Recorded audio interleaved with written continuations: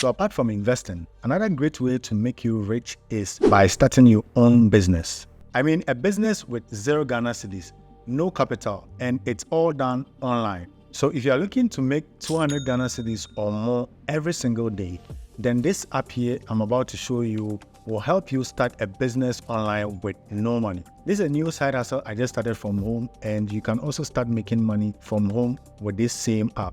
The app is called Tendo, and you can download it from the Google Play Store or Apple Store. This app here will help you start an online retail business with no capital. Download Tendo on your favorite app store, sign up with your email and your telephone number. On the app, you can find a lot of products that you can resell. I'll go to the categories. So I'll select a category. So I have this here that I want to resell. So if you want to resell, click on download to download the product images. Then you can put it on your social media, for example, like WhatsApp, Facebook. All you need to do is to share your products with the customer. So you enter the profits, click on share products. So you can actually send the customer the link. It will take me directly to the product. So the customer enters the full name, email address, telephone number, and the address.